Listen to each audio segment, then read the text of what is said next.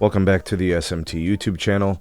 In this video, I'd like to discuss an angle that's really important. It's probably the most important thing actually for our channel, and that is the consumer. Everything I try to do is help the consumer navigate the marketplace, understand the industry, and just make informed decisions. And then, obviously view the industry through a lens of both the businesses in it and you, the customer, kind of how to just make good choices, right? That's really what this is about. So the question here in this deal between EchoStar and AT&T, $23 billion deal, what you're going to see is the big three remain the big three. In fact, in this deal, the big three become the bigger three because one of the big three got larger and was able to obtain assets that likely, kind of like it ensures that Dish isn't going to go anywhere, right?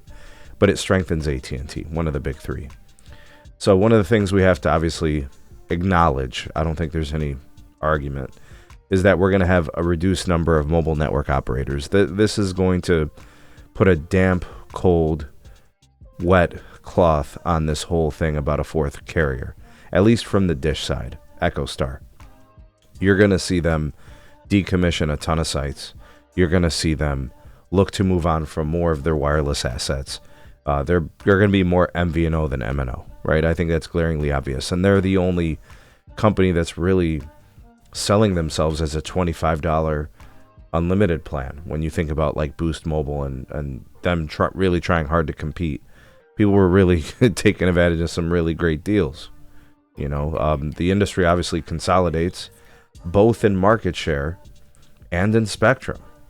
And of course, the antitrust or the FCC regulation side of this, I don't think they're stopping any of it.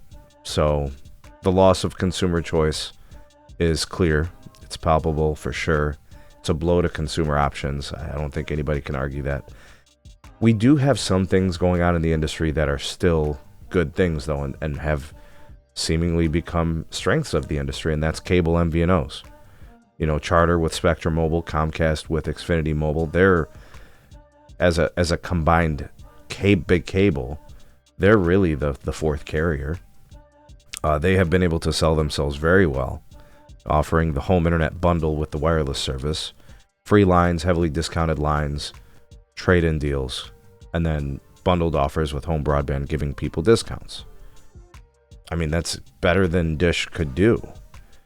And, with subscriber losses on Boost and those kind of things, I mean, they just weren't making a dent. So cable's obviously been much better off. The big three networks are the biggest, most available, most reliable, while Dish does have a pretty reliable network, and it's pretty impressive to see them hit their 70% of the US pops covered. It was very difficult for them to do it. It was taxing. It created a ton of debt, and here we are, and AT&T is going to be a better network for it now with these assets, so there's worth mentioning of that for the AT&T customer as the network gets upgraded and boosted. So, to kind of highlight everything, Boost as a hybrid MNO, MVNO, more MVNO, cable kind of settling in as the fourth carrier, AT&T getting a better network. I could say that those are the things that we could say, could be the good things in the industry after this deal. We still have cable competing fiercely, and so they're strong. The AT&T network gets better. I mean, I'm not sure what else you guys think, but you can drop me some comments. What's your take on all this?